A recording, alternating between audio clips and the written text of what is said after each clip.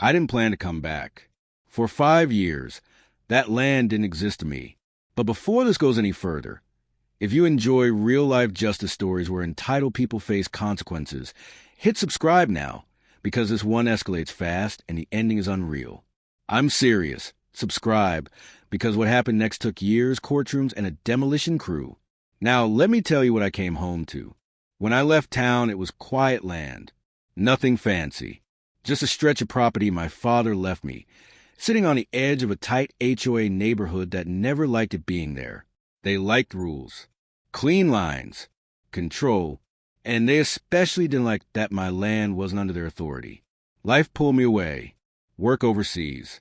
Family emergencies. 1 year turned into 2, 2 into 5. I paid my taxes, kept my deed. I never sold, never abandoned it. I just vanished from their daily sight. And that's when she moved in. Neighbors later called her the organizer. HOA board member, clipboard always in hand. The kind of woman who smiled while measuring fence heights. The kind who spoke softly while threatening fines. Karen didn't just follow rules, she weaponized them. According to court records, about 2 years into my absence, she started telling people my land was abandoned. Said the owner was gone, unreachable, probably never coming back. She told the HOA it was an eyesore, a liability, a waste. Then the paperwork began. Permits filed. Variance requests approved. Surveys that somehow never reached my mailbox. Boundaries quietly redrawn on HOA maps. And before anyone thought to question it, construction started. A foundation, walls, a roof. She didn't just build a shed. She built a house. By the time I landed back in town 5 years later, jet lag and expecting weeds, I turned onto my road and felt my stomach drop. There was a 2-story structure, sitting exactly where my father and I used to park his old truck. Fresh paint, solar panels, a porch light glowing like it belonged there. I parked and stared.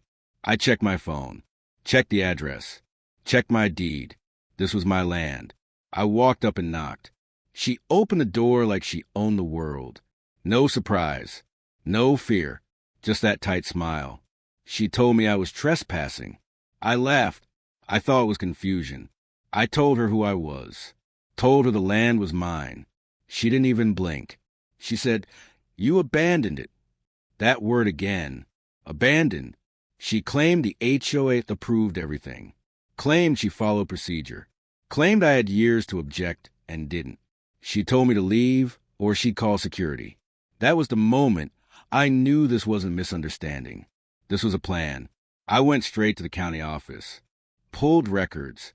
Every tax payment I made was there. Every year accounted for. The deed never changed. No sale. No transfer. No forfeiture. But there it was, an HOA-approved construction permit sitting on top of my parcel number, like a bad joke. They built a house on land they didn't own. I hired a lawyer the next morning. When the lawsuit was filed, the HOA panicked. Karen didn't. She doubled down. Said I was trying to extort her. Said the community relied on that house now. Said demolition would be unfair. The judge didn't care about fairness. He cared about ownership. And that's when everything started to unravel. The first hearing was supposed to be procedural. Just filings, timelines, nothing dramatic.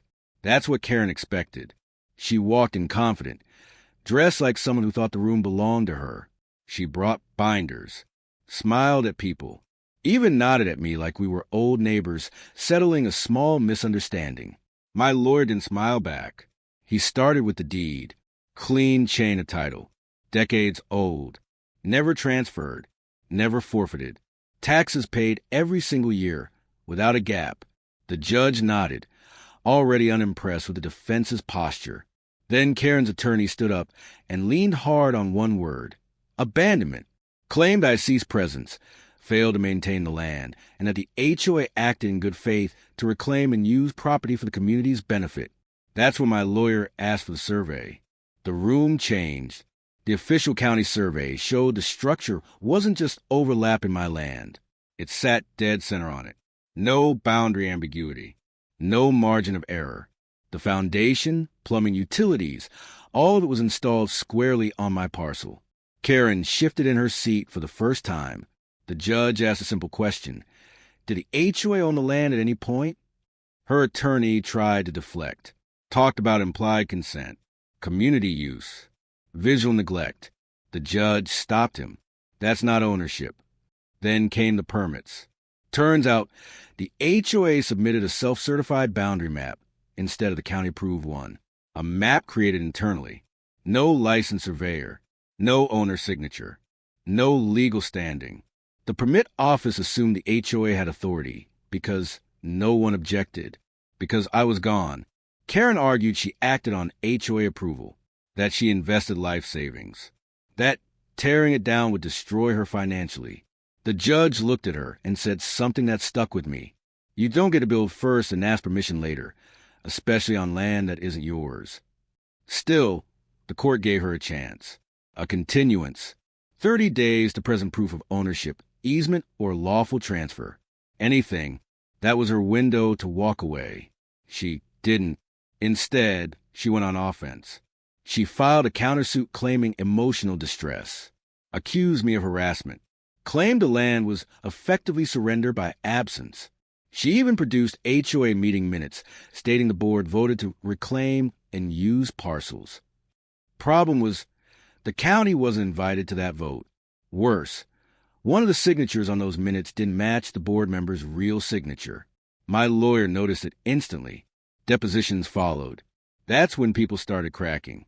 The former HOA treasurer admitted under oath that Karen pushed the project through fast before the owner returned. A neighbor testified Karen bragged that no one comes back after 5 years. The permit clerk admitted they were rushed and never verified ownership because the HOA insisted it was internal land. And then came the email. An internal HOA email from Karen to board, dated 3 years earlier. One line highlighted and printed in bold for the courtroom. If we move now, the land becomes a sunk cost problem for him. The judge read it twice. Karen tried to explain, said it was misunderstood, said she meant landscaping, said it was taken out of context. The judge didn't respond. At the final hearing, her attorney asked for leniency, requested for sale, compensation, anything but demolition. He argued the structure added value, that destroying a perfectly good house was wasteful. My lawyer stood and said one sentence. If the court allows this to stand, it legalizes land theft by construction. Silence. The judge ruled ownership unequivocally mine, the permits invalid, the HOA negligent, Karen liable, but he hadn't given the remedy yet. Karen smiled again, just briefly, like she thought this still wasn't over. Then the judge looked directly at her and ordered the structure removed from my land. Not transferred, not sold, removed, full demolition, at her expense. She screamed, literally. Her attorney grabbed her arm. The HOA president stared at the floor. The judge banged his gavel and warned her she was seconds from contempt. 30 days to comply. No extensions. No appeals at state enforcement. When we walked out, reporters were waiting. Karen avoided them. The HOA issued a statement about procedural oversight. My lawyer just said, property rights matter. But the story wasn't over. Because Karen didn't intend to comply. Karen didn't tear anything down. Day 1 passed. Then day 10. Then day 30. The house stayed exactly where it was. Porch light still on like nothing had happened. She acted like the ruling was just a suggestion. Like if she ignored it long enough, reality would blink first. Instead, the fine started. $500 a day. Then $1,000. Then escalating penalties tied directly to contempt of court. Notices were posted on the door. Certified letters stacked up. She refused delivery on most of them. Told neighbors a judge would come to his senses. Claimed the HOA's lawyers were working on a reversal. They weren't. The HOA quietly distanced itself. Board members resigned. Emails went unanswered. The same people who rushed the permits suddenly couldn't be reached. When Karen showed up to meetings, they canceled them. When she asked for legal fees, they told her she acted independently. She was alone. I drove by the property once a week. I didn't say anything. Didn't need to. The court order was public. The deadline was clear. And when it passed, the county took over. A yellow notice appeared first, then red tape, then a date. Karen tried one last move, filed an emergency injunction claiming demolition would cause irreparable emotional harm. The judge denied it in under 5 minutes. Wrote one line at the bottom of the order. Self-inflicted harm does not override lawful judgment. That morning, the machines arrived. 2 trucks, 1 excavator, a sheriff's vehicle parked at the curb. Karen came out screaming, filmed on her phone, threatened lawsuits, accused everyone of corruption. The sheriff read the order calmly while she yelled over him. When the excavator arm lifted, she ran forward. They stopped her. She collapsed onto the lawn, crying as the first wall came down. Drywall cracked. Wood snapped. The porch she'd shown off to neighbors folded inward like cardboard. People stood on their lawns watching. Phones out. Silent. By noon, the roof was gone. By evening, it was a pile of debris sitting where my father's truck once rested.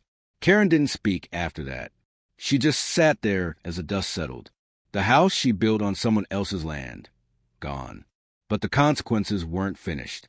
The court ordered her to restore the land, remove debris, regrade, reseed, pay damages, pay fines, pay legal fees. When she couldn't, liens followed. Then collections. She sold her car. Then her savings. Eventually, she moved out of the neighborhood entirely. The HOA never mentioned her name again. As for the HOA itself, the county opened an investigation. Permitting procedures changed. Self-certified maps were banned. 3 officials lost their positions. I rebuilt nothing. I fenced the land, planted trees, put up a small sign that simply said, private property. Sometimes people slow down when they pass it. Some recognize the place. Some remember the story. Some still shake their heads. 5 years gone. One decision to build on land that wasn't hers. And it cost her everything. After the machines left, the street felt different, quieter, like everyone was afraid to speak too loudly around that patch of land, afraid the ground itself might testify. For weeks, people avoided eye contact when I walked by, not out of anger, out of recognition. They had watched confidence turn into collapse in real time. Karen was gone within a month. No goodbye, no announcement. One day her driveway was empty, and the next week a for sale sign went up. It sold fast, cheap. The new owners never asked about the missing house. They just nodded politely and stayed in their lane. That's how things settled back into place. Not with celebration, not with applause, with silence. The fines didn't stop when she left. The lien followed her. Wage garnishments kicked in. Every time she tried to rebuild somewhere else, that judgment followed like a shadow. You don't outrun court orders. You carry them.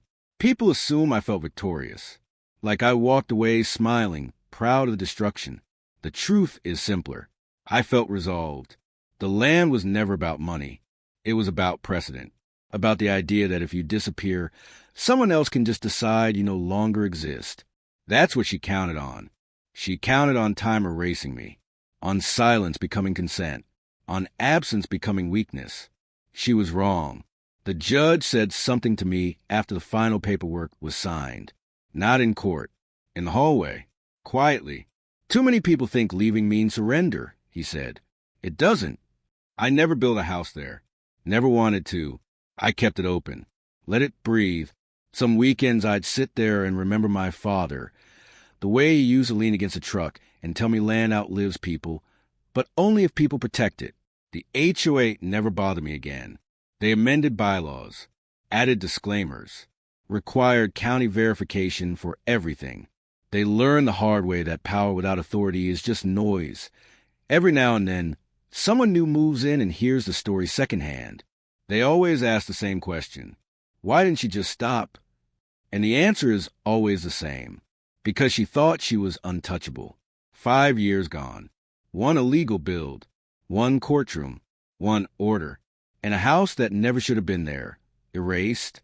If you stayed to the end, You already know why this story matters. Not because of the demolition, but because rights don't expire just because you step away. And neither do consequences.